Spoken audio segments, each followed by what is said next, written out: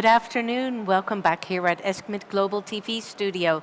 My name is Judith Cohen. I'm your host here at ESCMID Global TV, and I'm very happy to announce that I had three very distinguished guests with me live here in the studio in Hall 8.1 here in Barcelona, Spain.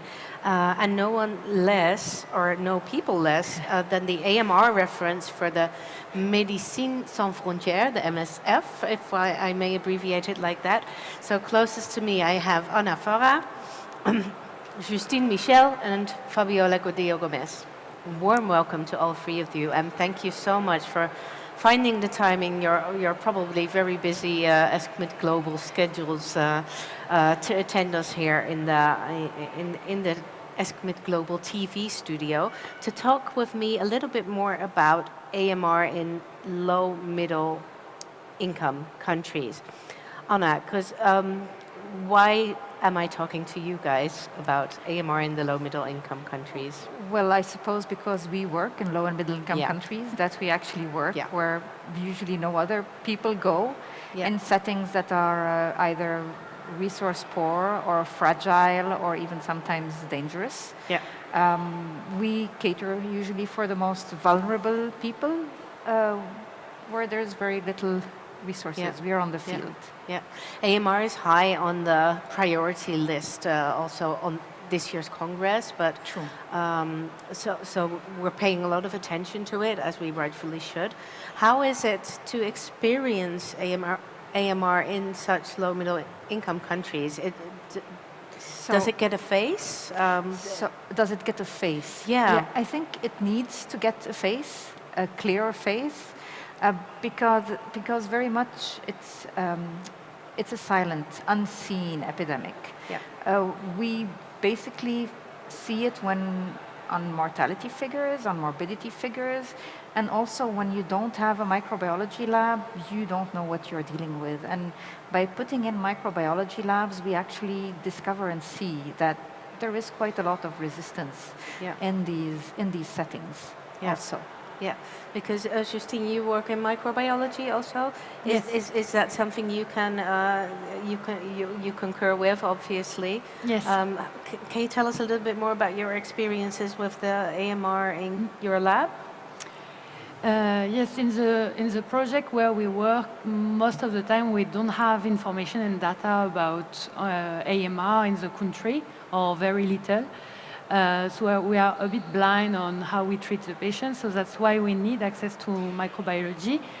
And most of the time we are always looking for existing labs for public laboratories, and most of the time we are going through assessment, and the level of quality is really low for several reasons.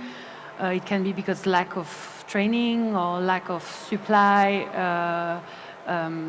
or lack of staff, and so we are trying to give access to labs through different possibilities, or we work with the public labs, or we open our own MSF lab on our project.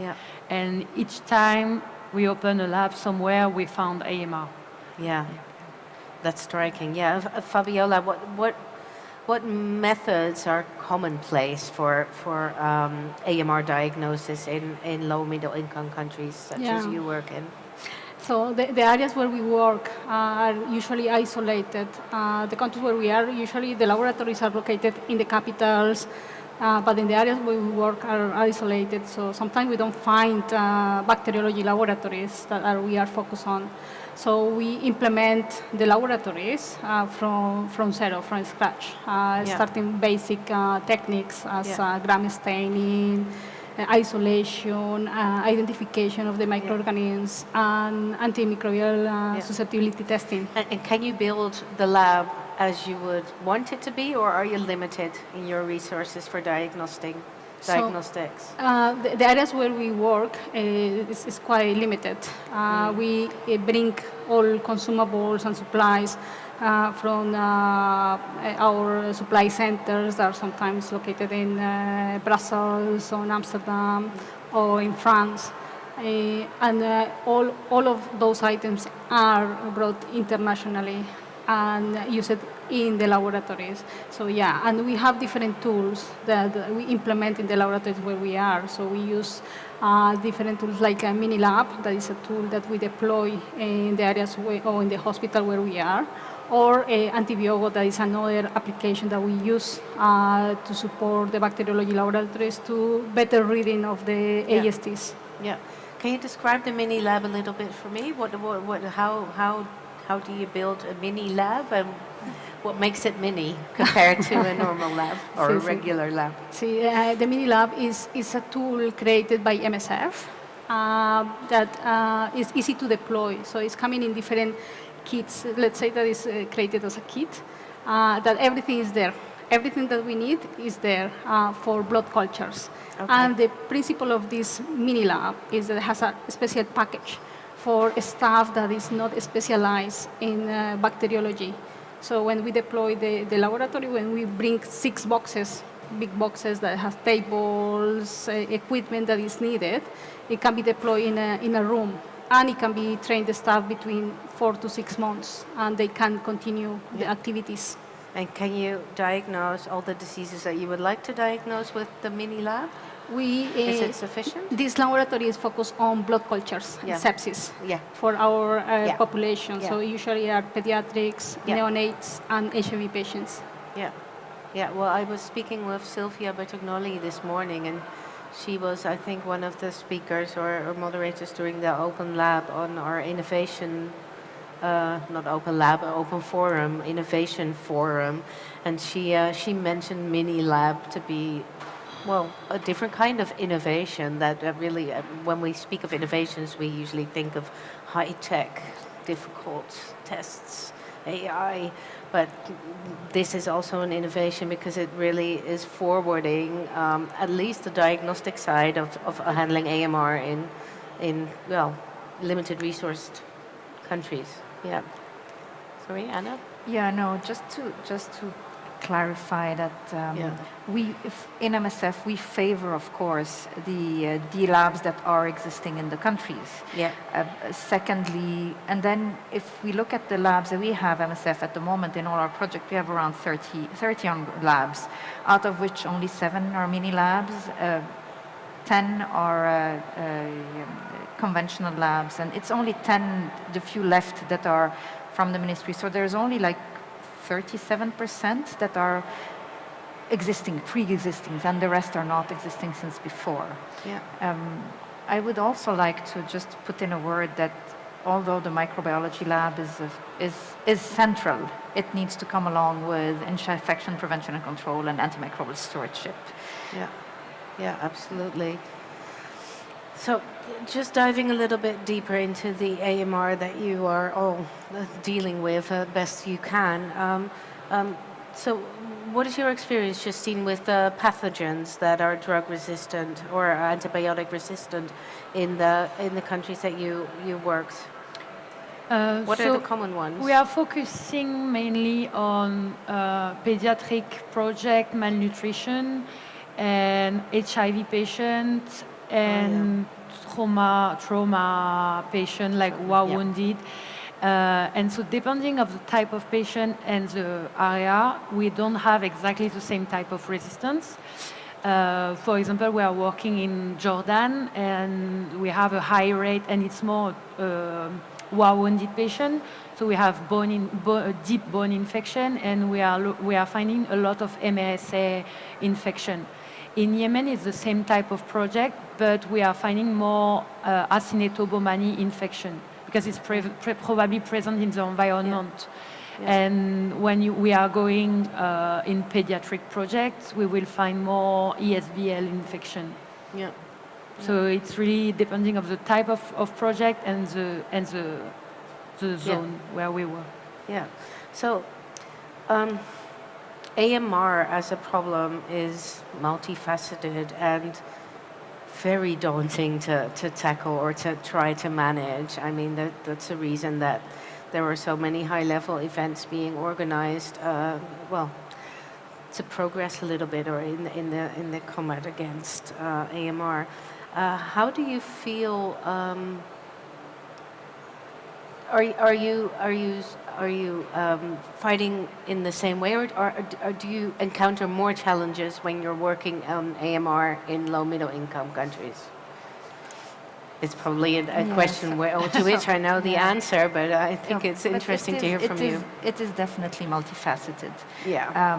So, because AMR, if you think of it more and more, we talk about AMR in the One Health perspective. There's so many facets for it. So we work mainly with the human side of it. Yeah. You know, human care. We don't work so much, and you have the hospital part, and then you have the outpatient part, and we do know that the outpatient is really a very big driver, the community, etc. So we do work partially on it, but and this is something we have in the pipeline. We want to work more on it because MSF has a lot of outpatient care. Yeah. But to start with, we really focused on the inpatients, the sickest, like Justine was saying, the malnourished children. What we find as challenges and hurdles, first of all, is, as they said, the microbiology lab, the technology, the capacity to diagnose, one part. But you also have the human resources, meaning that the persons need to be trained. You don't have trained personnel there. There's a big, once they get trained, they go away. So there's this part that is challenging. And for this particular part, MSF has put up something called the MSF Academy. So for all our staff, be it for infection prevention and control, for antimicrobial stewardship, or for microbiology, they get an in-house training with a proper diploma that we collaborate. Now we do collaborate for BSAC, for IPC, and for stewardship. For the microbiology, there have been a lot of projects with the WHO to keep this capacity, because quality at the end of the day, without quality in the microbiology lab and without quality in the diagnostics, you cannot fight the AMR. No, I can understand. Yeah. Regarding the AMR, what do you feel? What is from an MSF point of view, and working where you all three are working? What is your largest unmet need? What would you like to see the advances going ahead in? I mean, you can, because it's so multifaceted, you can tackle all kinds of different. We get the wish list. You get a wish list. What's on top of your wish list? Probably we need more actors working on AMR in low-income countries, because a lot of actors are present in middle-income countries, but where we work, we are often the single one. So we need to unsilence the epidemic. Exactly. And so we need more access to quality diagnosis, which is important. And more staff trained. Quality antimicrobials, to hear the voice of the people, because community again is important. People understand what it is with an antibiotic, that they have access to care, access to quality healthcare, access to diagnostics. Yeah. And for you, Fabiola? Yeah, for me, access to supplies. I'm microbiologist now. I see the lack of supplies and sometimes shelf life. Yeah. Because here it's easy to get, in this side of the world, it's easy to get supplies. No? You get your supplies in 2 weeks, 3 weeks. And sometimes the importation process in some countries, it takes 6-9 months. And the shelf lives are 12 months. So that's why this also advocate for cheaper consumables and longer shelf life, that actually the bacteriology laboratories are in need. Because sometimes the hospitals, they don't implement bacteriology laboratory because they believe that it's expensive, and sometimes in some countries it's expensive. So it should be more affordable for those countries. Yeah, clear. Yeah. Do you feel that, because especially this Congress also, there was the GLG ESCMID high-level event on AMR, so the discussion is there, the awareness is there, but in this situation, and this is also, I'm aware, mainly a high-income representative group. Do you feel that the discussions that are being held, are being made with regard to AMR will also trickle down towards the low-middle income countries and the problems that you encounter there on AMR? Is it a good starting point? Of course, it's a starting point. Yeah, but that's what it is. That is what it is. Plus, the problems are different, or the challenges can be different. Yeah. Access to medication, here there is a lot of voices about the new medication, but even the old medications, the simple ones, can be difficult to access. In some countries you might find a fancy, expensive antibiotics, and the simple one that we actually need, because it's not financially beneficial for the pharmacist, you won't access it. An example would be injectable penicillin, intramuscular injectable penicillin for syphilis. Can be super hard to find, and in the pharmacies in some low and middle income countries, and you're forced to use something broader completely unnecessarily. So we would like to advocate for these. It's difficult to educate when the resources are so low. So it is important. I understand what you're saying. You see the importance and the relevance of the education of the, but you need the resources in order to start working there. Yeah. And regarding the topics presented here in ESCMID, when we are speaking about tropical medicine, most of the time it's imported tropical medicine in Europe. And so the advice are not always applicable to low and middle income country, especially about infection prevention control. Well, all I can say is thank you so much for taking the time, all three of you, to come here and raise your voices on this very relevant and important matter. This may also be, not a starting point, because you've been working at this for a long time, I imagine. But we're happy, I think, here at ESCMID Global TV that we at least can offer you the opportunity to raise your voices and raise awareness on such an important topic. So thank you so much for taking your time and Thank you for inviting us. Thank you. Thank you for watching us. We will be taking a short break, and we will be back at 4 o'clock with multiple guests again. We are inviting here to our studio the Förderverein grantees who were awarded this grant for 2024. And the Förderverein grant is a grant that is intended to support scientists from low-middle income countries to attend events such as the ESCMID Global. So it's going to be really interesting to hear from them how this works. How do you apply for a grant? How do you get it? So tune in with us at 4 o'clock, and we'll tell you all the ins and outs. See you then.